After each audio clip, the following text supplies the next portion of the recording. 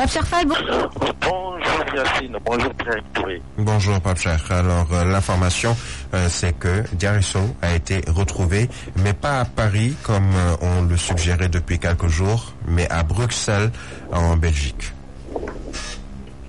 Exactement, Birahim Touré, c'est confirmé et c'est officiel. Diary Sow a été retrouvé sain et sauf à Bruxelles, dans la capitale belge, ce vendredi. Diary Sow retrouvé dans un état dépressif avancé. Nos sources formelles proches du dossier confirment que Diary Sow souffrait de surmenage intellectuel. Des sources autorisées nous confirment que Diary Sow elle-même a téléphoné de son propre chef et a pris contact avec l'ambassade et le consulat du Sénégal à Paris. Tout s'est passé ce week-end. Une fois localisé à Bruxelles, l'ambassadeur du Sénégal en Belgique a été mis en relation avec elle.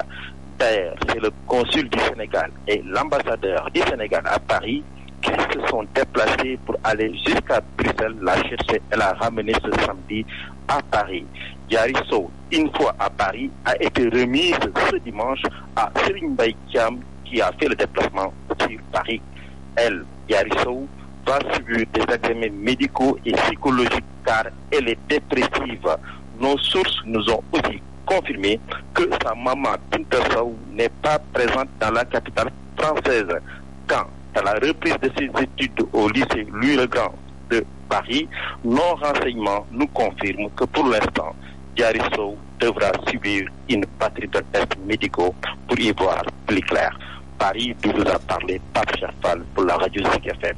merci beaucoup Pape Cherfal, notre correspondant depuis Paris qui suit de près l'affaire Diary Sow. Et dans un communiqué qui nous est parvenu, les autorités diplomatiques et consulaires du Sénégal en France informent que mademoiselle Diary Sow a été retrouvée saine et sauve.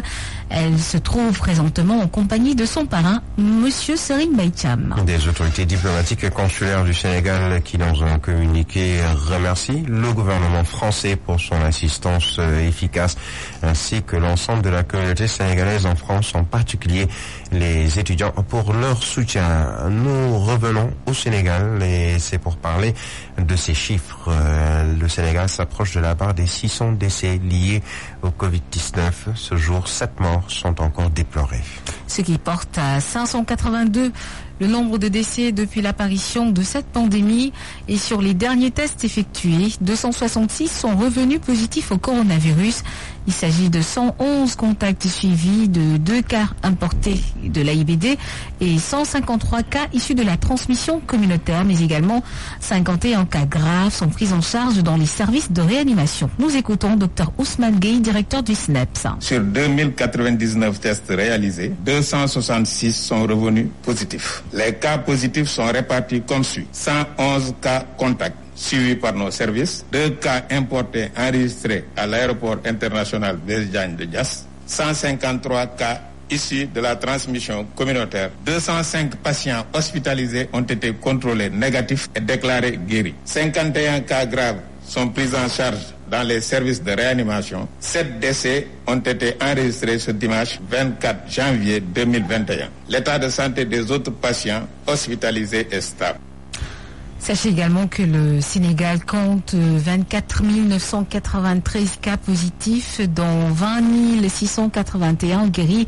582, je vous le disais tout à l'heure, sont à déplorer des décès et 3 729 sont encore sous traitement. 2 faux tests détectés à l'AIBD, cela prouve nettement que le contrôle se fait correctement à l'aéroport. Ce sont les propos du médecin-chef du contrôle sanitaire aux frontières. Le problème aujourd'hui se trouve au niveau de certains pays qui fournissent de faux tests et il est très souvent difficile de les vérifier. Selon Charles Bernard Sagna, il est ici pour parler en vérité. Une situation difficile que nous vivons. Les faux tests, c'est aussi bien pour les départs que les arrivées. Donc ça constitue réellement un problème pour la sécurité sanitaire du pays. Bon, la vérification des tests se fait correctement par l'ensemble de mes collègues. Ils montent la permanence 24 heures sur 24 au niveau de l'AIBD. Donc oui, faisons une vérification systématique de tous les passagers entrant sur le territoire sénégalais avec la test. Maintenant, la difficulté